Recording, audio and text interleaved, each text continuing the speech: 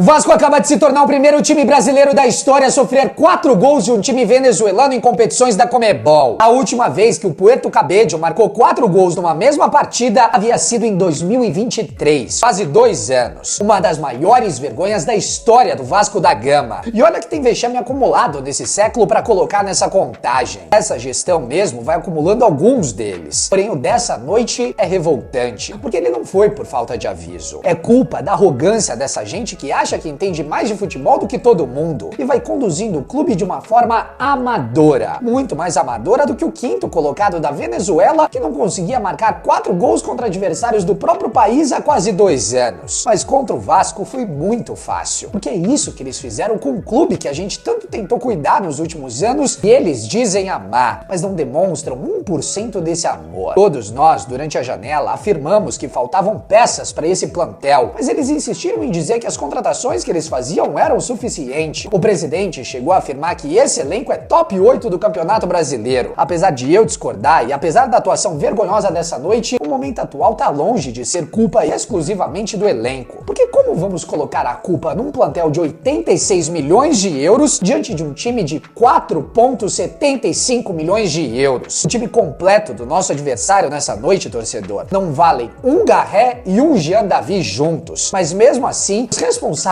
por essas escolhas irão continuar no clube. O Felipe permanecer no Vasco é uma ofensa ao torcedor e apenas mancha toda a idolatria construída por ele dentro do campo. Porque o trabalho fora de campo é tenebroso, assim como o que vem sendo feito pelo Pedrinho também. Ambos foram salvos pelo Paiva no último ano e essa temporada tem apenas deixado isso claro. Esse mesmo elenco do Vasco virou 5 jogos muito mais difíceis no último ano com o Paiva no comando e competiu muito mais. Chegamos na semifinal da Copa do Brasil, justamente porque tínhamos um técnico que fazia a equipe competir e jogar o mínimo de futebol. Em 2025, perdemos 4 meses com o Carille e a direção acha que tá tudo bem. Negociar com cautela, com o Diniz, porque tá tudo certo. Sendo que todos já sabíamos que Diniz seria a escolha desde a demissão do Carille. E já estamos há 10 dias sem treinador e acumulamos vexames com falha atrás de falha nesse meio tempo. Um elenco que precisaria de um treinador na beira do campo, não de alguém que não sabe o que tá fazendo como é o Felipe e que tem trabalhos medíocres como treinador na sua carreira até aqui. Você pode até não gostar do Diniz, mas de apenas ele gritar e dar vida para esse elenco, o comportamento já iria mudar para que não falhássemos de forma tão bizonha como tem sido nos últimos jogos. O Vasco vive um dia pior do que o outro porque tem plantado isso, mas é importante sempre lembrarmos de uma coisa: Pedrinho, Felipe, Marcelo Santana e todos dessa gestão, eu sempre vou torcer para que o Vasco dê certo e eu espero de verdade que as coisas melhorem daqui pra frente. Mas ninguém